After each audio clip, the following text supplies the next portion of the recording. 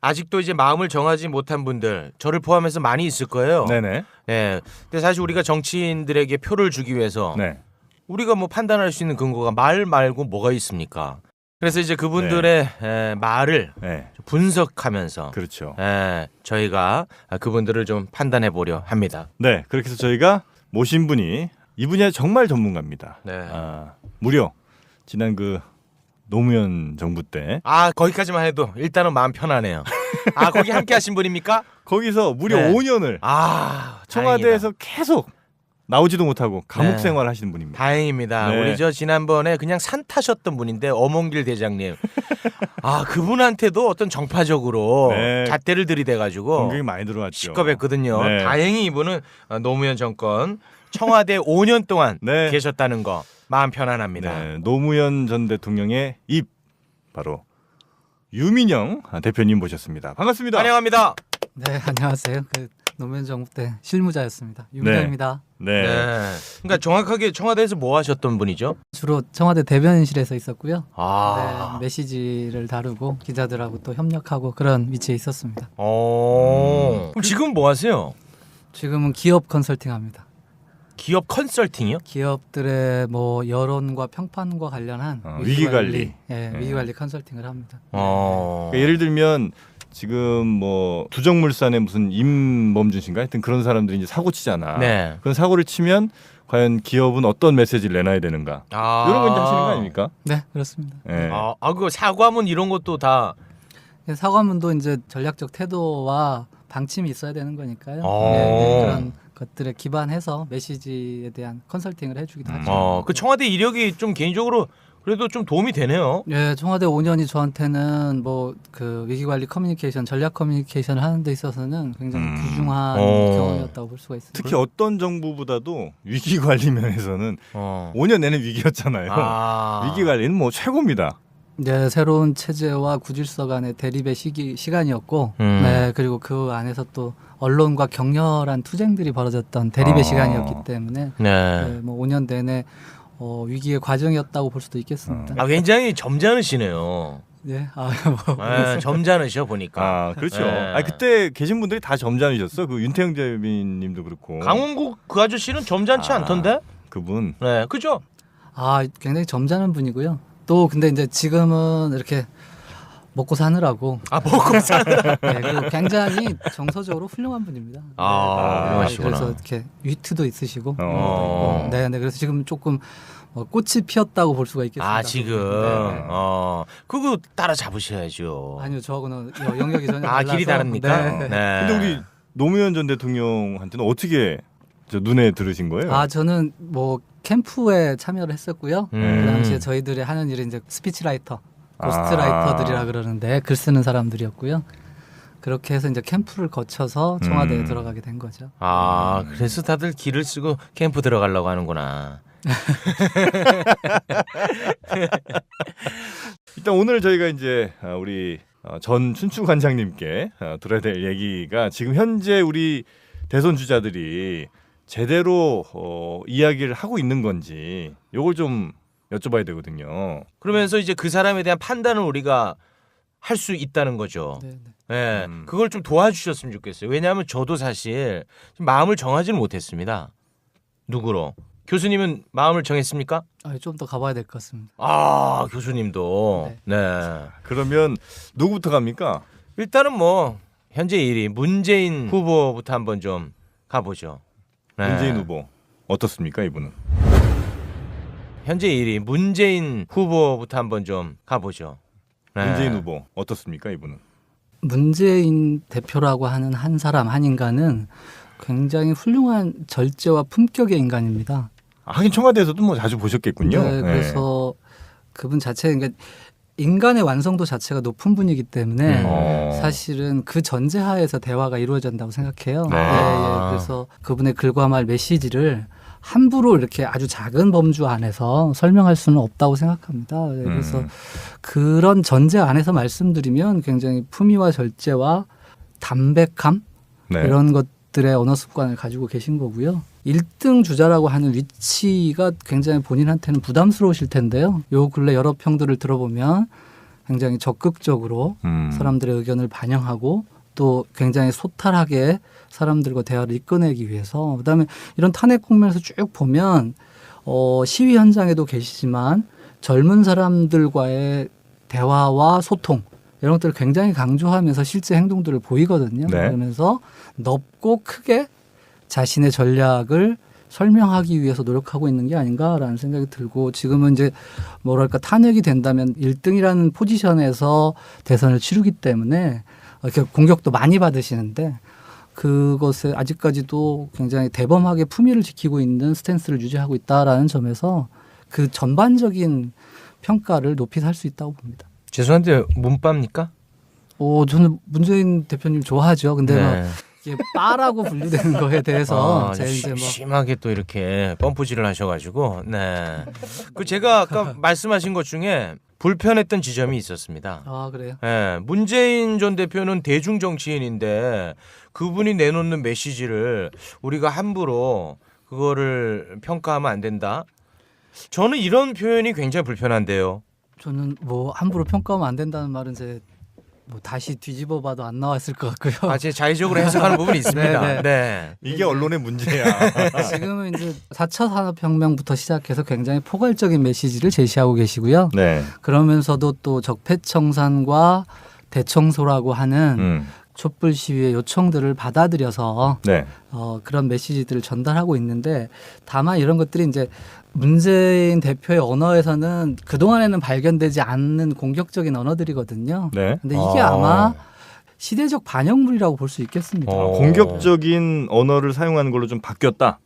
그런 부분들이 등장해 있는 거죠. 어떤 거지? 예를 좀 들어볼 수 있을까요? 촉배청산과 대청소 이런 것들이 대청소. 네. 1등은 원래 그런 말을 안 써도 되는 겁니까? 1등은 굉장히 수세적이고 방어적이죠, 사실은. 근데 그 문재인 대표님이 일반 국민들이 생각할 때 말이 약간 시원시원하게 들리지도 않고 스피치가 그렇게 매력적이진 않다. 예를 들면 노무현 전 대통령이 비교한다거나 혹은 뭐 다른 굉장히 절제와 담백의 언어를 사용하기 때문에 노무현 대통령께서 장점으로 가지고 있었던 현장의 언어라고 네. 하는 측면과는 좀 다르죠. 다른 거예요? 아니면 그보다 못한 겁니까? 그건 다른 거죠. 네. 근데 정치인이라면 이 대중을 이렇게 막 휘어잡아서 사람을 좀 이렇게 좀 들끓게 하는 그거는 이제 예전에는 네. 100만 명을 여의도 광장에 모아야 되는 시대가 있었단 말이에요. 네. 네. 그 시대는 이제 지나갔고 TV 토론의 시대와 네. 뭐 언론을 통한 시대, 지금은 이제 소셜 미디어를 통한 시대로 변모되었기 때문에 네. 사실은 그러한 연설 적합성, 대규모 광장에서의 호소력에 기반한 선동성이라고 네. 하는 연설의 기본 요소는 많이 변경되었습니다. 또 대통령이 현장의 언어를 사용하면서 고조장단을 가지고 대중과 호흡을 함께하는 이 네. 스타일과는 차이가 있지만 네. 그렇다고 해서 마지막에 진정성의 측면에서 문재인 대표의 연설이 설득력이 떨어지느냐 그렇게 보지는 않습니다. 네. 죄송합니다만 문빠입니까? 저는 뭐 제가 팬덤을 연구는 합니다만 네, 빠라고 불리는 것들하는 정치 현상에 대해서는 비판적입니다. 비판적이시고, 네. 워낙 펌프질을 많이 하셔가지고, 네. 그래서 중간중간에 확인을 합니다. 네. 네. 자, 문재인 대표 뭐 혹시 궁금한 거 또 있습니까? 문재인 전 대표에 대해서는 네. 오늘 좀 짧게 갔으면 좋겠습니다. 그래요? 네, 왜냐하면 1등 주자이기 때문에 네. 너무 길게 가는 것은 적절치 않다고 봅니다. 1등 주자이기 때문에 그렇습니다. 맞습니다. 그 지적이 가장 중요한데요. 네. 1등 주자로서 가지는 무게감도 있어야 되고 그 부담감도 있고 사실은 감당해야 될 책임도 있어서 그분이 가지고 있는 것보다 훨씬 더 많은 공격과 비판을 받는 네. 그런 지점이 있는 것 같아요. 네. 근데 약간 좀 표현을 조금 더 명징하게 하면 어떨까 하는 아쉬움들은 있어. 우리 정영 씨 말씀처럼. 그거는 언어 습관과 좀 다른데 네. 정치 전략으로서 캠페인 전략으로서 어떤 뭐 사드를 포함한 여러 가지 것들에 네. 대해서 전략적 모호성이라는 태도를 취할 것인가 네. 하는 점은 입니까? 선택입니다. 아, 선택이 문제군요. 그래서 아. 이게 언어 습관과 별개로 아. 전략적 모호성이라고 하는 몇 가지 주제에 대한 선택을 하고 계신데 아. 아까 적폐청산과 대청소라는 굉장히 공격적 언어도 사용하시면서도 또 네. 모호성 전략도 선택하고 계신데 그거는 이제 언어 습관과는 별개로서 전략적 평가를 해봐야 되는 부분이 있습니다. 그게 자, 이 정도로 네. 마무리를 혹시 짓고. 뭐 문재인 저 예비 후보 거 중에 뭐 하실 말씀이 좀 있으셨습니까? 네, 없습니다. 아, 됐습니까? 네. 사랑한다는 말 한번 하시죠. 왜요? 아, 약간 문pan 것 같아서요. 네. 네네네. 자, 문재인. 자, 그러면 다음으로- 2등 주자 네. 안희정 지사로 넘어가겠습니다. 이 대연정 관련해서 네. 그게 제일 지금 뜨거우니까 말 잘못한 겁니까 아니면 전략적 선택입니까? 안희정 지사의 언어는 네. 자기의 신념의 언어에 신념의 언어. 가깝습니다. 약간 철학자 같더라고요. 그런 측면도 있고요. 네. 그리고 일관성의 언어입니다. 음. 왜냐하면 이게 이제 팩트 체크 아까 말씀하셨으니까 네. 정치인의 언어는 일관성 측면이 굉장히 중요합니다. 네. 이게 어떤 맥락을 가지고 있느냐. 근데 지금 하고 있는 이야기들이 대체로 과거의 말과 그래서 네. 거의 다 찾아집니다. 아, 일치합니까? 네, 그리고 아. 본인이 발표했던 책에서도 설명되고 있어서 이분은 이제 아마 제3의 길에 가까운 것 같아요. 영국의 블레어 총리라든지 미국의 클린턴 대통령 같은 경우에는 선거 전략이 기존 진보와 보수를 넘어서는 트라이앵글 전략이랍니다. 그러니까 이 두 축이 있으면 새로운 축을 만들어서 새로운 지점의 패러다임을 설파하는 쪽에 가까운 포지셔닝을 하고 있는데요. 안 지사는 아마도 자신의 신념과 경험이 그쪽에 가깝고 그 자신의 삶의 경험이 또 그렇게 궤적이 그렇게 형성되어 있어서 그 본인의 확신에 의해서 나오는 굉장히 그 의지의 산물인 것 같다고 저는 생각합니다. 그럼 대연정 역시도 예전부터 생각해왔던 그러니까 대연정이라는 단어에 대한 부분은 저는 논란이 있을 수 있다고 생각하고요. 네. 그렇지만 이분이 협치, 네. 상대방에 대한 존중, 그리고 요분의 주어를 잘 살펴보시면 민주주의와 정당 정치가 굉장히 중요한 주어로 작동을 하거든요. 네. 생각보다 비판이 적은 이유는 일관성의 측면이 있고 진정성의 측면이 이것을 방어해주기 때문입니다. 안희정에 대한 우리 비판이 별로 없는 것은 네, 그런 측면이 있고 또 하나는 포지션이 올드와 뉴의 대결이라고 본다면 뉴 쪽에 가깝기 때문에 후족 조건과 환경을 만들어 놓고 있다고 볼 수 있습니다. 근데 그것도 그의 삶의 일관성과 경험이 진정성이 그런 것들을 좀 방어해주고 있다. 다만 이제 오피니언 리더들 사이에서는 지식인들 사이에서는 네. 대중들보다 오히려 비판이 더 많죠. 거셀 수 있는 네. 측면이 충분히 있죠. 그건 어떤 측면이죠? 점이죠? 일반 대중들이 경제적 고통과 삶의 그 아픔 속에서 조금 더 세상을 분명하고 단순하고 명확하게 본다면 네. 지식인들의 태도는 비판적이면서 자신의 이상적 생각과 일치하는 것을 찾으려고 하는 경향성을 가진 사람들이라고 볼 수 있잖아요. 지식인들이요. 네. 그런 측면에서 그리고 진보적 경향성을 당연히 띠는 거고요. 네. 그런 측면에서 보면 안 지사의 새로운 태도가 네. 불편할 수가 있는 거죠. 그것은 새롭기 때문에 불편한 하기도 거. 하고 자신이 동의할 수 없는 네. 그 이전의 진보와 보수라고 나눈 것의 측면에서 보면 네. 이 이전에 그분들도 이 이전의 습관을 가지고 계신 거거든요. 그렇죠. 기준을 가지고 진영의 기준을 갖고 있는 거거든요. 그렇죠. 우리나라 정치는 진영 논리니까요. 그렇게 따져서 봐도 이분의 생각이 불편할 수가 있는 거죠. 네. 근데 그 아까 그래도 비판이 좀 덜하다 하셨는데 아군에서의 비판은 지금 굉장히 거셉니다. 아까 이제 챔피언의 위치와 도전자의 위치, 적극적인 위치와 현상을 유지하려는 정책의 모순이 1등 주자의 문제라면 네. 안희정 기사는 도전자의 위치인데 네. 굉장히 말씀으로 보면 챔피언 같단 말이에요. 네, 이게 굉장히 무게 있고 균형감 있고 안정성이 있단 말이에요. 그래서 이게 새로운 건데 안정성이 있는 새로움이라고 하는 건 전혀 새로운 포지션입니다. 약간 모순적이네요. 그렇잖아요. 네. 네. 근데 이게 또 뭐랄까 충청이라는 지역과는 또 굉장히 묘하게 일치하고. 묘하게 일치하고. 재밌네. 네, 묘하게 일치하는데 근데 그분 이 안지사의 생각은 신념의 언어라고 말씀을 드렸기 때문에 그것이 자신의 자신의 경험과 삶의 철학에서 나오는 배경을 갖고 있기 때문에 네. 이게 쉽사리 무너지기도 어려운 측면이 있고 대중들의 경우에도 이분의 진정성과 삶의 스토리가 우리가 보통 얘기를 할 때 내러티브라는 얘기를 합니다. 그러니까 한 사람이 서사를 가지고 있냐 네. 이에 대한 평가를 하는데 캐릭터, 스토리, 메시지 이 세 가지잖아요. 네. 캐릭터도 젊고 역동적이고 삶의 메시지도 일관성이 있고 스토리도 재미난 것들이 많더란 말이에요. 예, 이렇게 구성되어 있는 삶의 일관성과 진정성이라고 하는 것이 안정적인 새로움과 연결되어서 굉장히 뭔가 이질감이 많은 좀 있나요? 병풍의 역할을 수행해 주기도 하고 그런데 이제 지지자들 아까 질문은 지지자들에 대한 문제였는데 그러니까 지지자들을 위한 전략을 쓸 것인가 이게 캠페인 전략입니다. 대통령이 되고자 하는 자의 캠페인 전략입니다. 네. 그런데 이 사람은 신념의 정치인인 거예요. 네. 그렇기 때문에 이 부분들 밀쳐내고 있는 거죠. 뭐 많은 참모들이 있을 텐데 우리 지지자들하고 이렇게 충돌해서 이게 되겠습니까? 그리고 우리는 민주당 경선을 거쳐야 되는 후보인데 이게 되겠습니다라고 하는 참모들이 있을 거 아니에요. 그런데 본인은 그것을 신념의 문제로 바라보고 있기 때문에 그 부분을 비켜서 있는데 근데 하여튼 묘한 현상이 15%까지 그 스탠스를 갖고 나왔다는 게 대단한 거네요. 굉장히 묘한 거죠.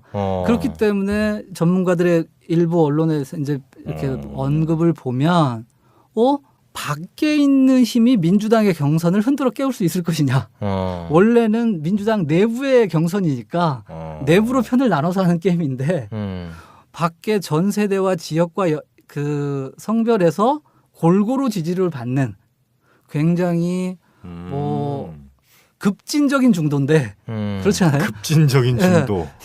야, 그 모든 것들이 다 모순적인 표현이네요. 그의 신념에 의해서 표현되는 진정성과 일관성이 설명이 됐고 반기문 총장이 빠져버리니까 오히려 충청과 보수 그다음에 합리적인 무언가를 생각하는 쪽에서는 기대감이 높아져 버린 거예요. 지지가 발생을 한 거예요. 그러니까 지지가 구현이 된 거예요.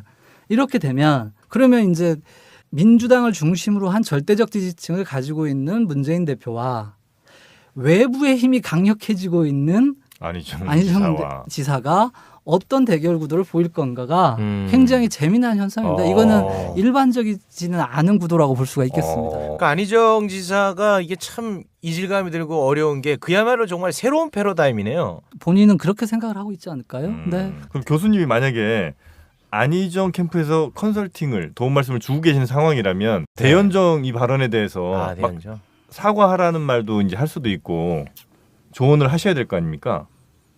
예, 그거는 가정 상황이라서 제가 컨설팅을 하고 있지 않기 때문에 제가 돈을 달라 이거야. 아니면 자리를 주든가. 아니요, 저는 참여하지 않을 겁니다. 우리 정영진 씨와 저도 이제 이 대연정 때문에 약간 설전이 벌어졌었는데, 저는 어떤 큰 맥락으로 좀 봐줬으면 좋겠다.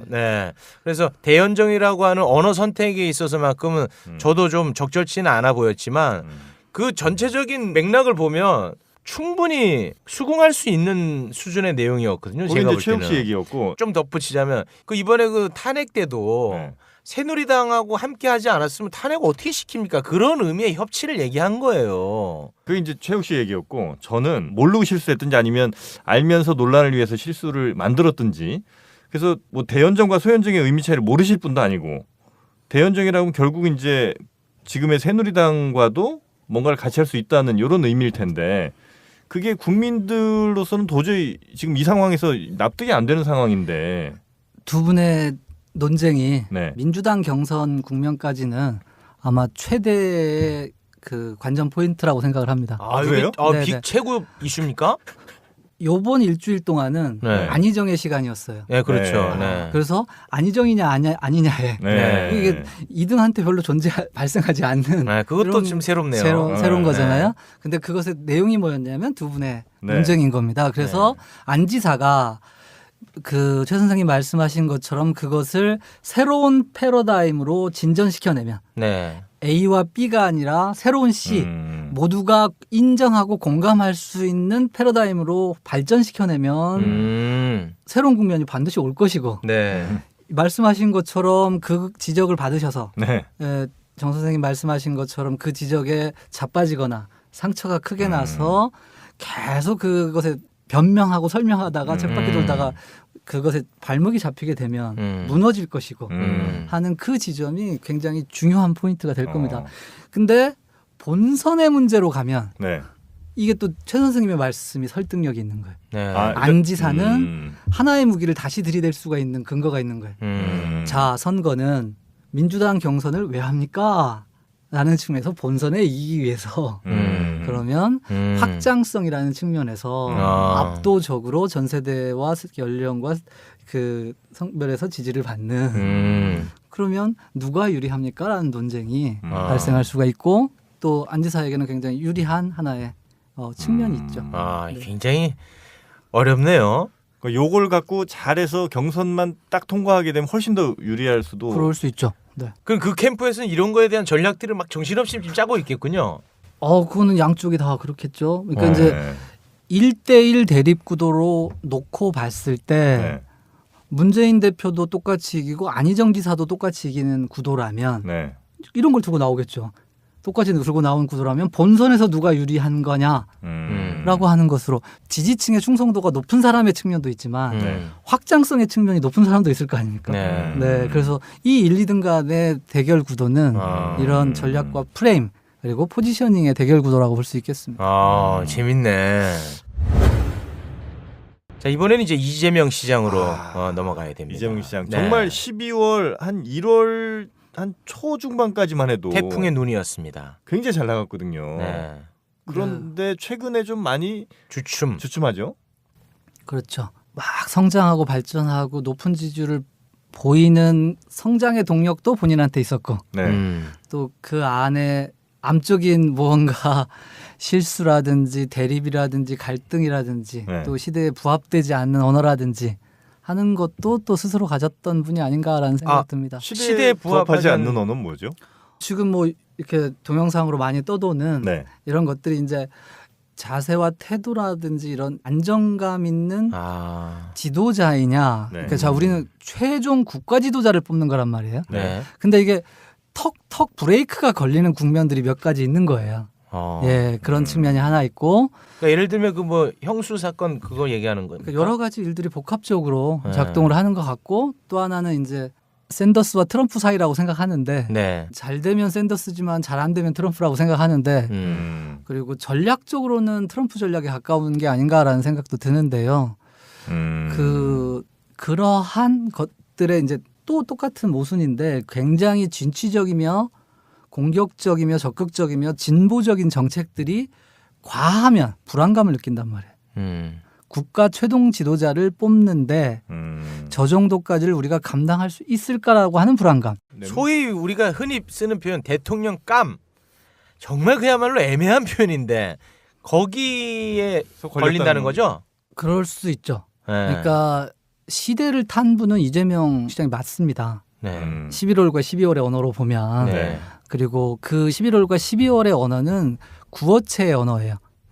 문어체의 언어가 아니라 굉장히 공격적이면서 감정과 그런 분노가 표출되는 광장의 언어가 이런 것들에 가장 적절한 사이다 언어를 사용했던 분은 이재명 시장님이 맞는 겁니다. 그런데 이제 그 국면이 길어지고 대통령을 뽑아야 되는 국면들로 전환되고 있는 거잖아요. 복합적이잖아요. 탄핵 국면과 대통령 국면이 합쳐 있는 국면이라고 지금 볼 수 있는데 그런 측면에서 봤을 때 최종 국가 지도자로서 이분의 메시지와 전략과 태도와 행동이 진취적인 것을 높여 할 것인가 불안한 것에 감정의 부분들을 왜 더 몸을 식게 되는가라고 하는 측면에서 보면 후자가 생겨난 것 같아요.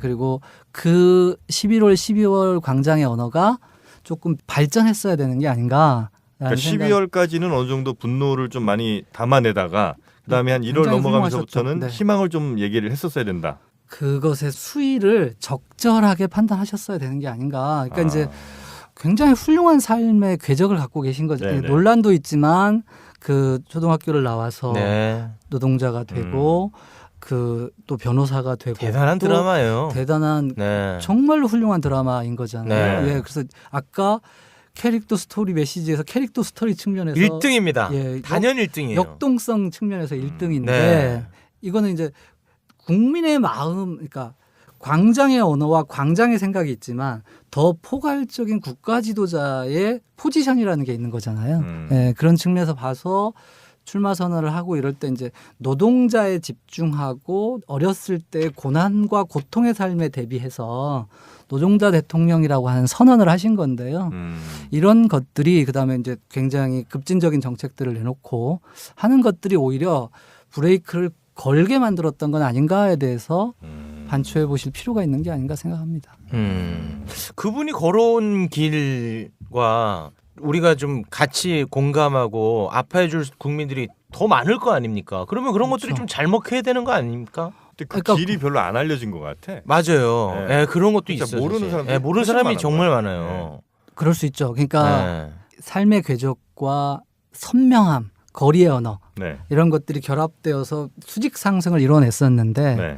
이것들이 변모되는 과정에서는 너무 선명성 중심으로 네. 거리의 언어 중심으로 메시지 측면에서 보면 집중되었던 것이 아닌가라는 생각이 듭니다. 뭐 이거 굉장히 그 악마적인 상상입니다만 네. 이재명 시장에게 한 번의 기회가 오는 타이밍은 네. 탄핵이 기각되면 옵니다. 이재명 시장 어떻습니까? 저는 악마적 상상. 네. 예측해서 답을 하는 건 익숙하지가 않습니다. 아, 왜 이렇게 조심스러워하세요? 저희는 이제 컨설턴트니까 네. 저희 기업 컨설팅을 하는데 저희들한테는 객관성이라고 하는 것이 전문성보다 더 중요한 일이어서 네. 그다음에 가정을 전제로 해서 아. 메시지 구성을 하지는 않는 편입니다. 아니 근데 네. 예를 들어서 기업들이 어떤 위기가 올 때도 위기라는 게 온 다음에 뭘 하려면 늦은 거 아닙니까? 이미? 그렇죠. 그건 이제 시나리오 플래닝을 어때? 하고 좋았어. 시뮬레이션 리허설을 하고 뭐 네. 이런 과정들을 그러니까요. 거치게 되는데요. 네. 대답을 할 때는 네. 토론이나 인터뷰에서 대답을 할 때는 기자들이 이제 함정을 팔 때는 가장 중요한 함정은 네, 가정법입니다. 네, 그래서 저희들이 이제 주로 기업의 안 기업의 빠지시네. 오너들이나 임원들 트레이닝을 하는데 네. 그거는 저희들이 굉장히 주의해서 가르치는. 임원들한테 그 얘기도 하십니까? 기자들이 뭘 가정에서 물어보면 그렇죠. 왜냐하면 대답하지 말라고. 이 가정법에 대한 답으로는 빠져 들어가니까. 성공할 가능성이 거의 없어요. 기름장어시네. 네. 그게 저희 직업입니다. 네. 네. 근데 어찌됐든 저희 악마적 상상이 아마 맞을 그건 뭐 맞을 상당히 겁니다. 좀 맞는 네. 얘기인 것 같아요. 그런데 저희 이재명 시장을 굉장히 존중해드려야 되는 측면이 있습니다. 그 시대에 자로재지 않고 국민들이 분노로 나왔을 때 네. 가볍고 경쾌하게 직설적으로 그것들을 반영하고 설명했다는 점, 네. 투쟁했다는 점에 대해서 그 부분에 대한 평가가 남아있기 때문에 네. 앞으로도 한두 번의 기회가 더 있을 거라고 생각합니다. 네. 그분이 아주 예전에 네. 노동자 시절에 썼던 일기장을 본 적이 있습니다. 그거를 보면서 이 가슴이 진짜 뭉클하면서 별반 다르지 않은 사람이구나 진짜. 그러면서 나 가슴이 울었습니다. 그래요? 네. 자, 그러니까 보통 사람들의 평범한 사람들의 네. 그리고 아픔과 고통을 가진 사람들의 성장 이야기, 성공 이야기라고 하는 것으로 되었다면 네. 뭐 이렇게 15% 20% 가는 절정의 국면에서 그러니까 그것이 훨씬 더 국민에게 인상으로 남았다면 네. 지금보다 훨씬 파괴력 있는 후보가 되었을 겁니다. 네. 네, 그런데 그거 빠져 있습니다. 그것의 정책적 급진성이 혹시 그걸 포지션의 가로막았나? 측면에서 보면 네. 너무 한쪽으로 국한되어서 네. 위치 지어진 게 아닌가라는 맞습니다. 생각. 그래서 말씀이 굉장히 중요한 대목이고요. 네. 그것의 인생의 삶과 삶의 궤적과 정책과 방향성이 평범하고 그러나 분노하면서 이 시대에 동참하고 있는 평범한 삶의 삶과 일치되는 지점으로 전략적 스탠스가 짜였더라면 네. 어땠을까라는 맞아요. 생각을 하게 되는 거죠. 네, 저도 그 부분이 너무 아쉬웠어요. 이재명 시장은 그 메시지 전략에서 네. 이제 감성 전략으로 전환해야 될 때입니다. 지금 제가 조언합니다. 이 조언 어떻게 평가하세요? 네, 제가 뭐 평가할 수 없는 부분 같습니다. 너무 한심하게 쳐다보시는 거 아닙니까? 아니요. 그 비즈니스를 포함한 말씀이기 때문에 제가 절대 그거에 대해서 혹시 안철수 씨는 예전 그 4, 5년 전보다 더 성장을 했습니까? 아니면 이게 보시기에 비슷합니까? 그 정치인 안철수로서 네. 정치인 안철수로서 자신의 메시지 전략과 태도 이런 그다음에 완성도 측면에서 네. 굉장히 성장했고 진화했다고. 성장했어요? 네, 그럼요. 이분의 불화는 네. 메시지와 행동과 태도에서 나온 게 아니라 그분을 둘러싸고 있는 환경, 아. 그분을 둘러싸고 있는 집단, 네. 발목을 잡고 있는 낡은 정치인의 모습, 네. 들과의 충돌입니다. 탄핵 이후에 대선 국면에서 이렇게 쭉 내용들을 보면 네. 굉장히 대체로 네. 잘 짚어서 아. 예, 흐름들을 타고 그다음에 뭐 어제 대표 연설에서도 보면 네. 그다음에 4차 산업혁명 논쟁에서도 보면 굉장히 자신에게 적합한 메시지와 자신이 비전으로 삼을 수 만한 네. 행동과 태도를 보이고 있는 것은 사실인데 결정적인 신뢰 자산의 부족이 이걸 믿지 않고 신뢰하지 않게 만드는 튕겨나가게 만드는 토대 위에 있기 때문에 아. 사실은 굉장히 어려운 구조의 그 길을 가고 계신 거죠. 근데 왜 신뢰는 왜 사라진 거예요? 그동안 해온 것들의 행동과 태도에서 네. 사람들이 이제 굉장히 많은 실망을 할 수밖에 없는 그런 구조들이 작동을 하고 있는 것 같고요. 근데 이제 그럼에도 불구하고 그분에게는 이제 제3후보로서의 포지션을 갖고 있기 때문에 네. 그 측면이 합종영언행의 국면과 그리고 어떤 세력들이 급격히 무너지는 국면에 있어서는 굉장히 협력적 주도성이라고 하는 것을 발휘할 수 있는 위치에 서 계신 거죠. 그 이제 말씀하신 것처럼 어떤 누군가와 연대를 해야 될 때 안철수의 파괴력이 굉장히 클 수는 있는데 연대할 사람이 지금 반기문이라는 사람이 사라진 거 아닙니까? 그래서 지금 뭘 연대할 만한 대상이 그렇다고 황교안 쪽이랑 할 수도 없고 그렇다고 또 민주당이랑 할 수도 없는 거 아닙니까? 그래서 일단- 손학규랑 했잖아요. 일단 네. 총선에서 네. 확인된 근거가 있고 네. 그다음에 교섭단체를 구성한 정당을 구성해 네. 앞선 주자라는 측면이 있고 그렇게 따지면 안정적인 포지션을 하나 차지하고 있는 것은 안철수 전 대표인 거는 분명한 사실입니다. 제가 볼 때는 안철수 전 대표는 네.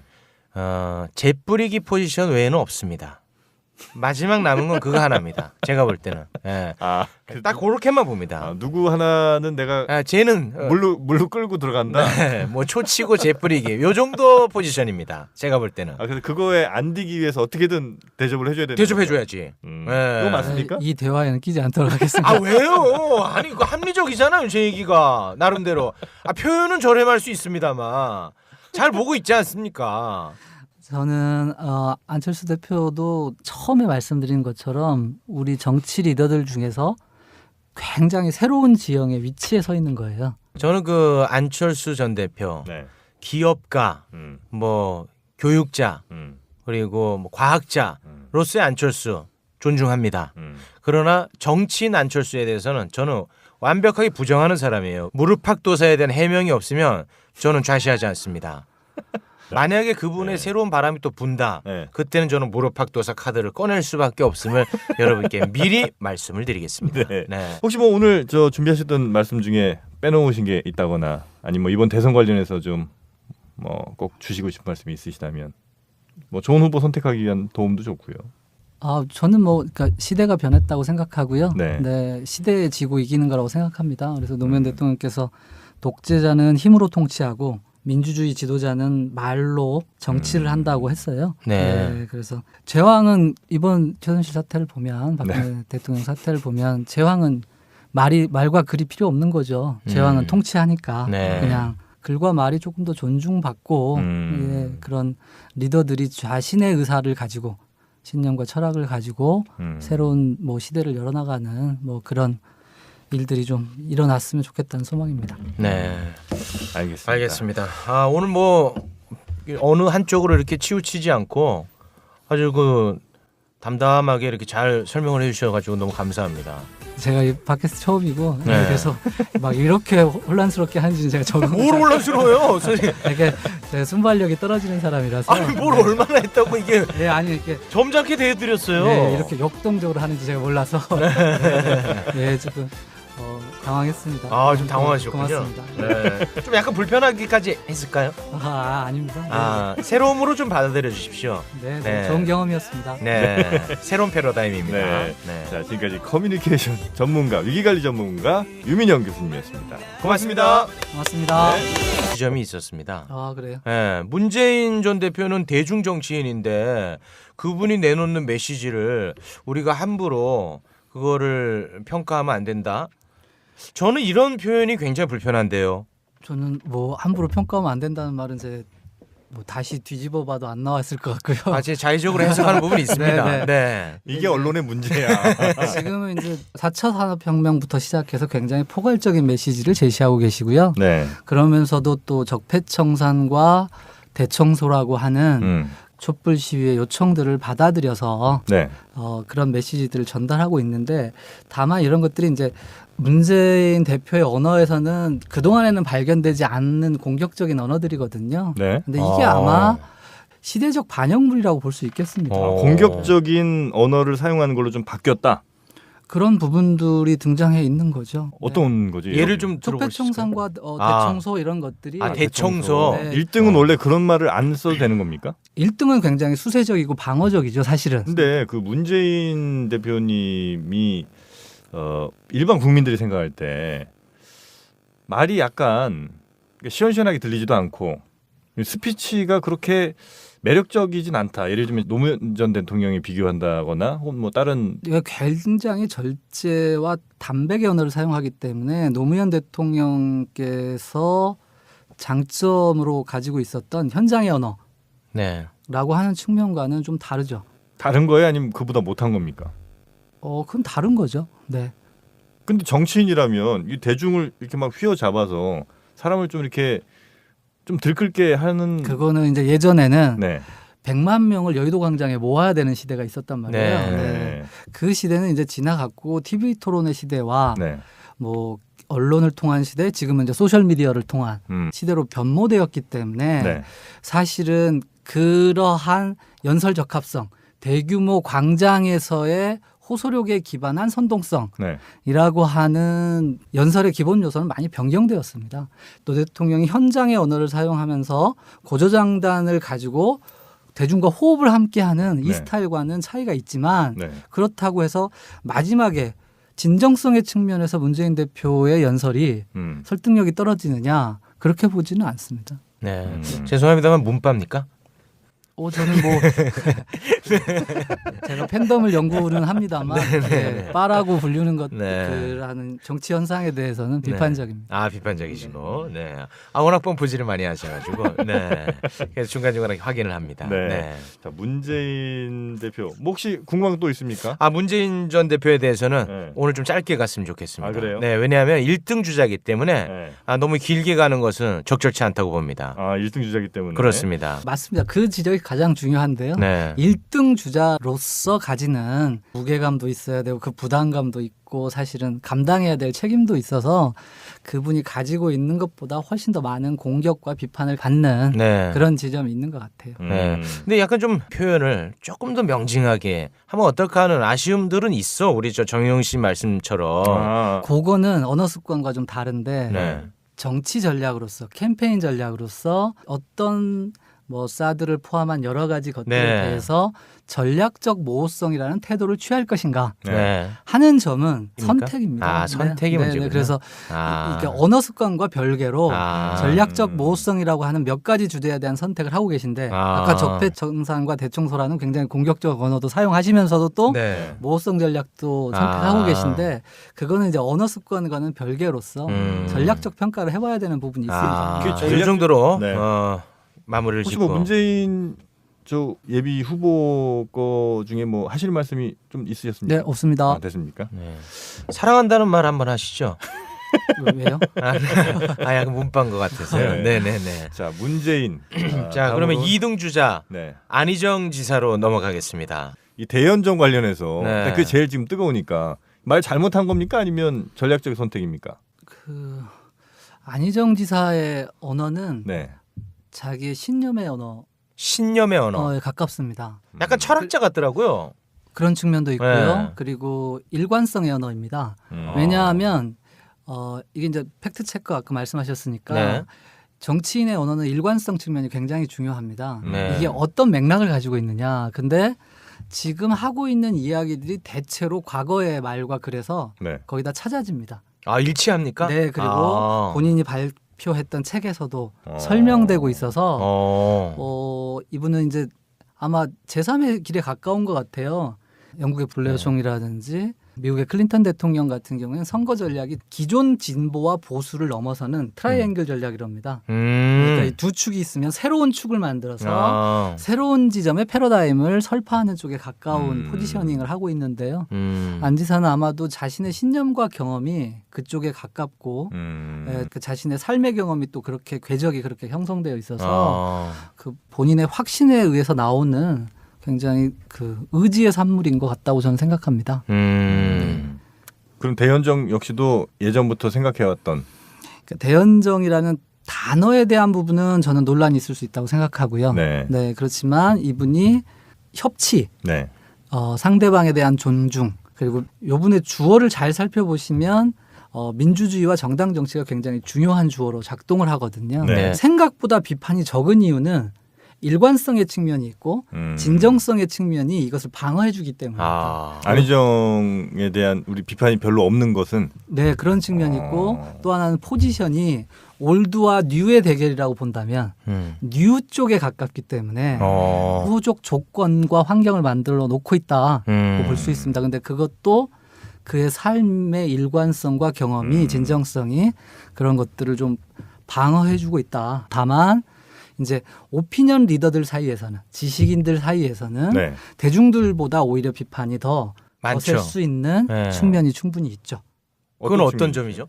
일반 대중들이 경제적 고통과 삶의 그 아픔 속에서 조금 더 세상을 분명하고 단순하고 명확하게 본다면 네. 지식인들의 태도는 비판적이면서 자신의 이상적 생각과 일치하는 것을 찾으려고 하는 경향성을 가진 사람들이라고 볼 수 있잖아요. 지식인들이요. 네. 그런 측면에서 그리고 진보적 경향성을 당연히 띠는 거고요. 네. 그런 측면에서 보면 안 지사의 새로운 태도가 네. 불편할 수가 있는 거죠. 그것은 새롭기 때문에 불편한 거 하기도 하고 자신이 동의할 수 없는 네. 그 이전의 진보와 보수라고 나눈 것의 측면에서 보면 네. 이 이전에 그분들도 이 이전의 습관을 가지고 계신 거거든요. 그렇죠. 기준을 가지고 진영의 기준을 갖고 있는 거거든요. 그렇죠. 우리나라 정치는 진영 논리니까요. 그렇게 따져서 봐도 이분의 생각이 불편할 수가 있는 거죠. 네. 근데 그 아까 그래도 비판이 좀 덜하다 하셨는데 아군에서의 비판은 지금 굉장히 거셉니다. 아까 이제 챔피언의 위치와 도전자의 위치, 적극적인 위치와 현상을 유지하려는 정책의 모순이 1등 주자의 문제라면 네. 안희정 기사는 도전자의 위치인데 네. 굉장히 말씀으로 보면 챔피언 같단 말이에요.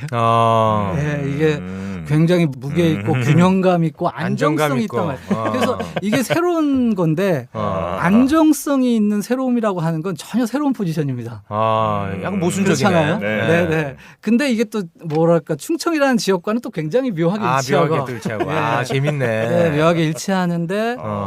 근데 그분 이 안지사의 생각은 신념의 언어라고 말씀을 드렸기 때문에 그것이 자신의 경험과 삶의 철학에서 나오는 배경을 갖고 있기 때문에 이게 쉽사리 무너지기도 어려운 측면이 있고 대중들의 경우에도 이분의 진정성과 삶의 스토리가 우리가 보통 얘기를 할 때 내러티브라는 얘기를 합니다. 그러니까 한 사람이 서사를 가지고 있냐 이에 대한 평가를 하는데 캐릭터, 스토리, 메시지 이 세 가지잖아요. 네. 캐릭터도 젊고 역동적이고 삶의 메시지도 일관성이 있고 스토리도 재미난 것들이 많더란 말이에요.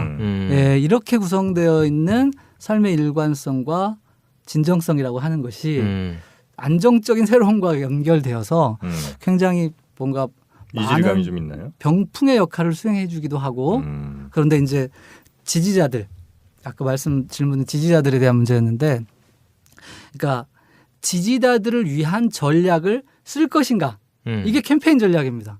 대통령이 되고자 하는 자의 캠페인 전략입니다. 네. 그런데 이 사람은 신념의 정치인인 거예요. 네. 그렇기 때문에 이 부분을 밀쳐내고 있는 거죠. 뭐 많은 참모들이 있을 텐데 우리 지지자들하고 이렇게 충돌해서 이게 되겠습니까? 그리고 우리는 민주당 경선을 거쳐야 되는 후보인데 이게 되겠습니다라고 하는 참모들이 있을 거 아니에요. 그런데 본인은 그것을 신념의 문제로 바라보고 있기 때문에 그 부분을 비켜서 있는데 근데 하여튼 묘한 현상이 15%까지 그 스탠스를 갖고 나왔다는 게 대단한 거네요. 굉장히 묘한 거죠. 그렇기 때문에 전문가들의 일부 언론에서 이제 이렇게 언급을 보면 밖에 있는 힘이 민주당의 경선을 흔들어 깨울 수 있을 것이냐. 원래는 민주당 내부의 경선이니까 내부로 편을 나눠서 하는 게임인데 밖에 전 세대와 지역과 그 성별에서 골고루 지지를 받는 굉장히 급진적인 중도인데 그렇지 않아요? 급진적인 중도. 야, 그 모든 것들이 다 모순적인데 표현이네요. 그의 신념에 의해서 표현되는 진정성과 일관성이 설명이 됐고 반기문 총장이 빠져버리니까 오히려 충청과 보수 그다음에 합리적인 무언가를 생각하는 쪽에서는 기대감이 높아져 버린 거예요. 지지가 발생을 한 거예요. 그러니까 지지가 구현이 된 거예요. 이렇게 되면 그러면 이제 민주당을 중심으로 한 절대적 지지층을 가지고 있는 문재인 대표와 외부의 힘이 강력해지고 있는 안희정 지사가 어떤 대결 구도를 보일 건가가 굉장히 재미난 현상입니다. 이거는 일반적이지는 않은 구도라고 볼 수가 있겠습니다. 그러니까 안희정 지사가 이게 참 이질감이 들고 어려운 게 그야말로 정말 새로운 패러다임이네요. 본인은 그렇게 생각을 하고 있지 않을까요? 네. 그럼 교수님이 만약에 안희정 캠프에서 컨설팅을 도움 말씀을 주고 계신 상황이라면 대연정 이 발언에 대해서 막 사과하라는 말도 이제 할 수도 있고 조언을 하셔야 될 거 아닙니까? 예, 그거는 가정 상황이라서 제가 컨설팅을 하고 있지 않기 때문에 제가 돈을 달라 이거야. 아니면 자리를 주든가. 아니요, 저는 참여하지 않을 겁니다. 우리 정영진 씨와 저도 이제 이 대연정 때문에 약간 설전이 벌어졌었는데, 저는 어떤 큰 맥락으로 좀 봐줬으면 좋겠다. 그래서 대연정이라고 하는 언어 선택에 있어서만큼은 저도 좀 적절치는 않아 보였지만 그 전체적인 맥락을 보면 충분히 수긍할 수 있는 수준의 내용이었거든요. 제가 볼 때는. 최욱 씨 얘기였고 좀 덧붙이자면 그 이번에 그 탄핵 때도 새누리당하고 함께하지 않았으면 탄핵 어떻게 시킵니까? 그런 의미의 협치를 얘기한 거예요. 그게 이제 최욱 씨 얘기였고 저는 모르고 실수했든지 아니면 알면서 논란을 위해서 실수를 만들었든지 그래서 뭐 대연정과 소연정의 의미 차이를 모르실 분도 아니고 대연정이라면 결국 이제 지금의 새누리당과도 뭔가를 같이 할 수 있다는 이런 의미일 텐데 그게 국민들로서는 도저히 지금 이 상황에서 납득이 안 되는 상황인데 두 분의 논쟁이 민주당 경선 국면까지는 아마 최대의 그 관전 포인트라고 생각을 합니다. 그래요? 빅 최고 이슈입니까? 요번 일주일 동안은 안희정의 시간이었어요. 네, 그렇죠. 그래서 안희정이냐 아니냐에 이게 2등한테 별로 발생하지 않는 그것도 좀 새롭네요. 새로운 거잖아요. 근데 그것의 내용이 뭐였냐면 두 분의 논쟁인 겁니다. 그래서 안 지사가 그 최 선생님 말씀하신 것처럼 그것을 새로운 패러다임으로 진전시켜내면 A와 B가 아니라 새로운 C 모두가 인정하고 공감할 수 있는 패러다임으로 발전시켜내면 새로운 국면이 반드시 올 것이고 말씀하신 것처럼 그 지적을 받으셔서 정 선생님 말씀하신 것처럼 그 지적에 자빠지거나 상처가 크게 나서 계속 그것에 변명하고 설명하다가 쳇바퀴 돌다가 그것에 발목이 잡히게 되면 무너질 것이고 하는 그 지점이 굉장히 중요한 포인트가 될 겁니다. 근데 본선의 문제로 가면 이게 또 최 선생님의 말씀이 설득력이 있는 거예요. 안 지사는 하나의 무기를 다시 들이댈 수가 있는 근거가 있는 거예요. 자, 선거는 민주당 경선을 왜 합니까? 라는 측면에서 본선에 이기기 위해서 그러면 확장성이라는 측면에서 압도적으로 전 세대와 연령과 그 성별에서 지지를 받는 그러면 누가 유리합니까? 라는 논쟁이 발생할 수가 있고 또 안 지사에게는 굉장히 유리한 하나의 측면이 있죠. 굉장히 어렵네요. 요걸 갖고 잘해서 경선만 딱 통과하게 되면 훨씬 더 유리할 수도. 그럴 수 있죠. 그럼 그 캠프에서는 이런 거에 대한 전략들을 막 정신없이 지금 짜고 있겠군요. 그거는 양쪽이 다 그렇겠죠. 그러니까 네. 이제 1대1 대립 구도로 놓고 봤을 때 네. 문재인 대표도 똑같이 이기고 안희정 지사도 똑같이 이기는 구도라면 네. 이런 걸 두고 나오겠죠.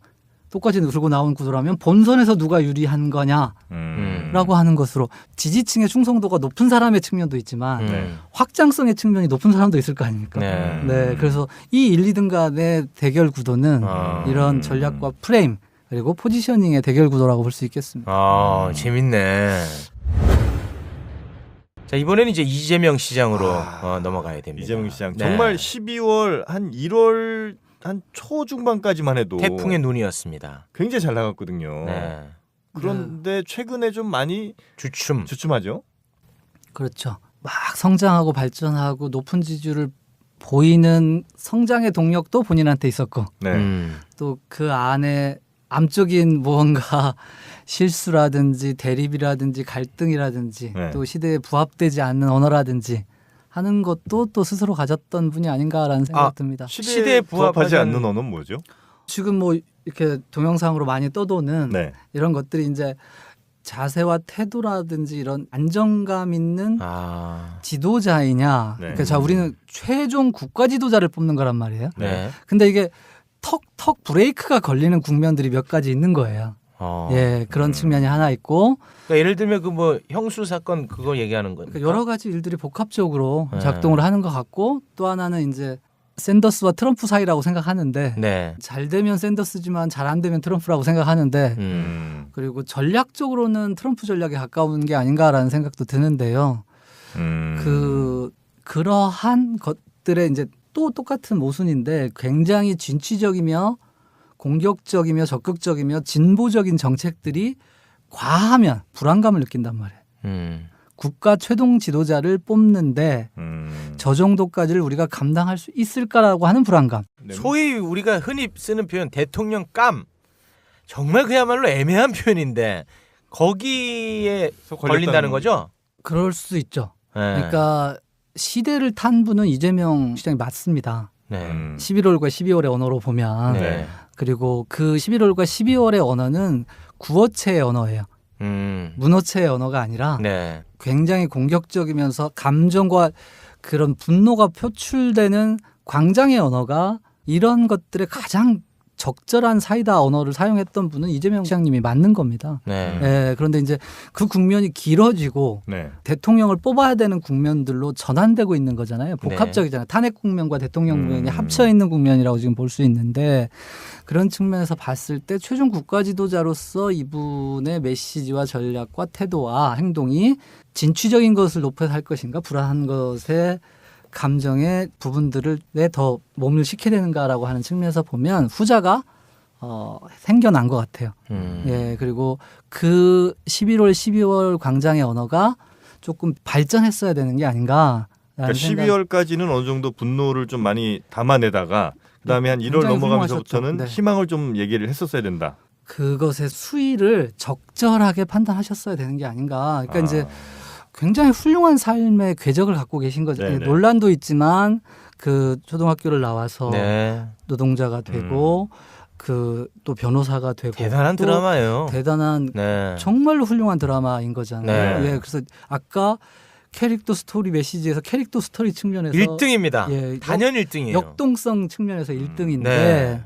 이거는 이제 국민의 마음, 그러니까 광장의 언어와 광장의 생각이 있지만 더 포괄적인 국가 지도자의 포지션이라는 게 있는 거잖아요. 예, 그런 측면에서 봐서 출마 선언을 하고 이럴 때 이제 노동자에 집중하고 어렸을 때 고난과 고통의 삶에 대비해서 노동자 대통령이라고 하는 선언을 하신 건데요. 이런 것들이 그다음에 이제 굉장히 급진적인 정책들을 내놓고 하는 것들이 오히려 브레이크를 걸게 만들었던 건 아닌가에 대해서 반추해 보실 필요가 있는 게 아닌가 생각합니다. 그분이 걸어온 길과 우리가 좀 같이 공감하고 아파해줄 국민들이 더 많을 거 아닙니까? 그러면 그런 것들이 좀 잘 먹혀야 되는 거 아닙니까? 근데 그러니까 길이 별로 안 알려진 것 같아. 맞아요. 네. 예, 그런 것도 진짜 있어요. 모르는 사실. 사람들이 예, 모르는 훨씬 사람이 많은 정말 거예요. 많아요. 그럴 수 있죠. 그러니까 네. 삶의 궤적과 선명함 거리의 언어 네. 이런 것들이 결합되어서 수직 상승을 이뤄냈었는데 네. 이것들이 변모되는 과정에서는 너무 선명성 중심으로 네. 거리의 언어 중심으로 메시지 측면에서 보면 집중되었던 것이 아닌가라는 생각이 듭니다. 뭐 이거 굉장히 그 악마적인 상상입니다만 네. 이재명 시장에게 한 번의 기회가 오는 타이밍은 네. 탄핵이 기각되면 옵니다. 이재명 시장 어떻습니까? 저는 악마적 상상. 네. 예측해서 답을 하는 건 익숙하지가 않습니다. 아, 왜 이렇게 조심스러워하세요? 저희는 이제 컨설턴트니까 네. 저희 기업 컨설팅을 하는데 저희들한테는 객관성이라고 하는 것이 전문성보다 더 중요한 일이어서 네. 그다음에 가정을 전제로 해서 아. 메시지 구성을 하지는 않는 편입니다. 아니 근데 네. 예를 들어서 기업들이 어떤 위기가 올 때도 위기라는 게 온 다음에 뭘 하려면 늦은 거 아닙니까? 이미? 그렇죠. 그건 이제 시나리오 플래닝을 어때? 하고 좋았어. 시뮬레이션 리허설을 하고 뭐 네. 이런 과정들을 그러니까요. 거치게 되는데요. 네. 대답을 할 때는 네. 토론이나 인터뷰에서 대답을 할 때는 기자들이 이제 함정을 팔 때는 가장 중요한 함정은 가정법입니다. 그래서 저희들이 이제 주로 기업의 안 기업의 빠지시네. 오너들이나 임원들 트레이닝을 하는데 네. 그거는 저희들이 굉장히 주의해서 가르치는. 임원들한테 그 얘기도 하십니까? 기자들이 뭘 가정에서 물어보면 그렇죠. 왜냐하면 대답하지 말라고. 이 가정법에 대한 답으로는 빠져 들어가니까 성공할 가능성이 거의 없어요. 기름장어시네. 네. 그게 저희 직업입니다. 예. 네. 근데 어찌됐든 저희 악마적 상상. 이 아마 그건 뭐 맞을 상당히 겁니다. 좀 맞는 네. 얘기인 것 같아요. 그런데 저희 이재명 시장은 굉장히 존중해드려야 되는 측면이 있습니다. 그 시대에 자로재지 않고 국민들이 분노로 나왔을 때 네. 가볍고 경쾌하게 직설적으로 그것들을 반영하고 설명했다는 점, 네. 투쟁했다는 점에 대해서 그 부분에 대한 평가가 남아있기 때문에 네. 앞으로도 한두 번의 기회가 더 있을 거라고 생각합니다. 네. 그분이 아주 예전에 네. 노동자 시절에 썼던 일기장을 본 적이 있습니다. 그거를 보면서 이 가슴이 진짜 뭉클하면서 별반 다르지 않은 사람이구나 진짜. 그러면서 나 가슴이 울었습니다. 그래요? 네. 자, 그러니까 보통 사람들의 평범한 사람들의 네. 그리고 아픔과 고통을 가진 사람들의 성장 이야기, 성공 이야기라고 하는 것으로 되었다면 네. 뭐 이렇게 15% 20% 가는 절정의 국면에서 그러니까 그것이 훨씬 더 국민에게 인상으로 남았다면 네. 지금보다 훨씬 파괴력 있는 후보가 되었을 겁니다. 네. 그런데 그거 빠져 있습니다. 그것의 정책적 급진성이 혹시 그걸 포지션의 가로막았나? 측면에서 보면 네. 너무 한쪽으로 국한되어서 네. 위치 지어진 게 아닌가라는 맞습니다. 생각. 그래서 말씀이 굉장히 중요한 대목이고요. 네. 그것의 인생의 삶과 삶의 궤적과 정책과 방향성이 평범하고 그러나 분노하면서 이 시대에 동참하고 있는 평범한 삶의 삶과 일치되는 지점으로 전략적 스탠스가 짜였더라면 네. 어땠을까라는 맞아요. 생각을 하게 되는 거죠. 네, 저도 그 부분이 너무 아쉬웠어요. 이재명 시장은 그 메시지 전략에서 네. 이제 감성 전략으로 전환해야 될 때입니다. 지금 제가 조언합니다. 이종은 어떻게 평가하세요? 네, 제가 뭐 평가할 수 없는 부분 같습니다. 너무 한심하게 쳐다보시는 거 아닙니까? 아니요. 그 비즈니스를 포함한 말씀이기 때문에 제가 절대 그거에 대해서 혹시 안철수 씨는 예전 그 4, 5년 전보다 더 성장을 했습니까? 아니면 이게 보시기에 비슷합니까? 네, 정치인 안철수로서 네. 정치인 안철수로서 자신의 메시지 전략과 태도 이런 그다음에 완성도 측면에서 네. 굉장히 성장했고 진화했다고 성장했어요? 네, 그럼요. 이분의 불안은 네. 메시지와 행동과 태도에서 나온 게 아니라 그분을 둘러싸고 있는 환경, 아. 그분을 둘러싸고 있는 집단, 네. 발목을 잡고 있는 낡은 정치인의 모습, 네. 뜰과의 충돌입니다. 탄핵 이후에 대선 국면에서 이렇게 쭉 내용들을 보면 네. 굉장히 아직도 이제 마음을 정하지 못한 분들 저를 포함해서 많이 있을 거예요. 네네. 네. 근데 사실 우리가 정치인들에게 표를 주기 위해서 네. 우리가 뭐 판단할 수 있는 근거가 말 말고 뭐가 있습니까? 그래서 이제 그분들의 말을 네. 분석하면서 그렇죠. 저희가 그분들을 좀 판단해 보려 합니다. 네. 그렇게 해서 저희가 모신 분이 이 분야 정말 전문가입니다. 네. 무려 지난 그 노무현 정부 때 거기까지만 해도 일단은 마음 편하네요.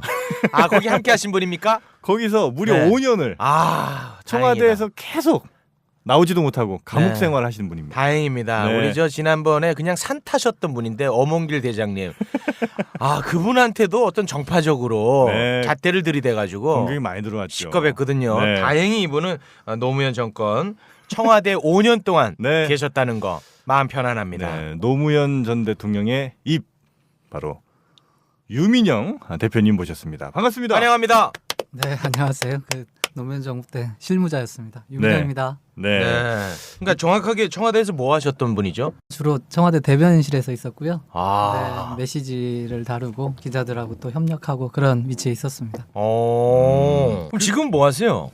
지금은 기업 컨설팅합니다. 기업 컨설팅이요? 기업들의 뭐 여론과 평판과 관련한 위기관리. 네, 위기관리 컨설팅을 합니다. 그러니까 예를 들면 지금 뭐 두정물산의 무슨 임범준 씨인가 하여튼 그런 사람들이 이제 사고 치잖아. 네. 그런 사고를 치면 과연 기업은 어떤 메시지를 내놔야 되는가? 이런 거 이제 하시는 거 아닙니까? 네, 그렇습니다. 네. 그 사과문 이런 것도 다 사과문도 이제 전략적 태도와 방침이 있어야 되는 거니까요. 어. 네, 그런 것들에 기반해서 메시지에 대한 컨설팅을 해주기도 하죠. 그 청와대 이력이 좀 개인적으로 그래도 좀 도움이 되네요. 네, 청와대 5년이 저한테는 뭐 그 위기관리 커뮤니케이션, 전략 커뮤니케이션을 하는 데 있어서는 굉장히 귀중한 경험이었다고 볼 수가 있습니다. 특히 어떤 정부보다도 위기 관리 면에서는 5년 내내 위기였잖아요. 위기 관리는 뭐 최고입니다. 네, 새로운 체제와 구질서 간의 대립의 시간이었고, 네, 그리고 그 안에서 또 언론과 격렬한 투쟁들이 벌어졌던 대립의 시간이었기 때문에 네, 뭐 5년 내내 위기의 과정이었다고 볼 수도 있겠습니다. 굉장히 점잖으시네요. 네, 점잖으셔 보니까. 그렇죠. 네. 그때 계신 분들이 다 점잖으셨어. 그 윤태영 대변인님도 그렇고. 강원국 그 아저씨는 점잖지 않던데? 그분. 네, 그죠? 굉장히 점잖은 분이고요. 또 근데 이제 지금은 이렇게 먹고 사느라고. 먹고 사느라. 네, 그리고 굉장히 정서적으로 훌륭한 분입니다. 훌륭하시구나. 그래서 이렇게 위트도 있으시고. 어. 네, 그래서 지금 조금 꽃이 피었다고 볼 수가 있겠습니다. 지금. 네. 그거 따라 잡으셔야죠. 아니요, 저하고는 영역이 전혀 달라서. 길이 다릅니까? 네. 근데 우리 노무현 전 대통령한테는 어떻게 눈에 들으신 거예요? 저는 뭐 캠프에 참여를 했었고요. 그 당시에 저희들이 하는 일은 이제 스피치라이터, 고스트라이터들이라 그러는데 글 쓰는 사람들이었고요. 그렇게 해서 이제 캠프를 거쳐서 청와대에 들어가게 된 거죠. 그래서 다들 길을 쓰고 캠프 들어가려고 하는구나. 일단 오늘 저희가 이제 우리 전 춘추관장님께 들어야 될 얘기가 지금 현재 우리 대선 주자들이 제대로 이야기를 하고 있는 건지 요걸 좀 여쭤봐야 되거든요. 그러면서 이제 그 사람에 대한 판단을 우리가 할 수 있다는 거죠. 네. 네, 그걸 좀 도와주셨으면 좋겠어요. 왜냐하면 저도 사실 마음을 정하지는 못했습니다. 누구로? 교수님은 마음을 정했습니까? 좀 더 가봐야 될 것 같습니다. 교수님도. 네. 그러면 누구부터 갑니까? 일단은 뭐 현재 1위 문재인 후보부터 한번 좀 가보죠. 네. 문재인 후보 어떻습니까, 이분은? 현재 1위 문재인 후보부터 한번 좀 가보죠. 네. 문재인 후보 어떻습니까, 이분은? 문재인 대표라고 하는 한 사람, 한 인간은 굉장히 훌륭한 절제와 품격의 인간입니다.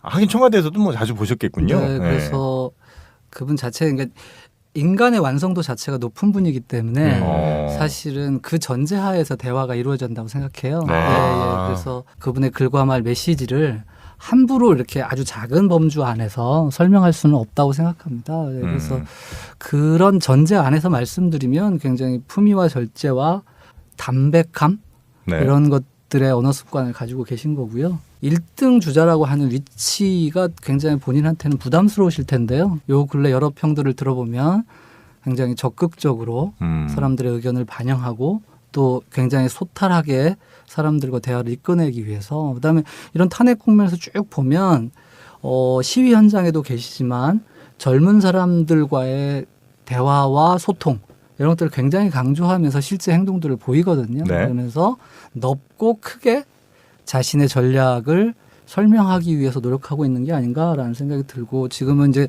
뭐랄까 탄핵이 된다면 1등이라는 포지션에서 대선을 치르기 때문에 이렇게 공격도 많이 받으시는데 그것에 아직까지도 굉장히 대범하게 품위를 지키고 있는 스탠스를 유지하고 있다라는 점에서 그 전반적인 평가를 높이 살 수 있다고 봅니다. 죄송한데 문빠입니까? 저는 문재인 대표님 좋아하죠. 근데 네. 이게 빠라고 분류되는 거에 대해서 제가 이제 뭐 심하게 또 이렇게 펌프질을 하셔가지고 네. 그 제가 아까 말씀하신 것 중에 불편했던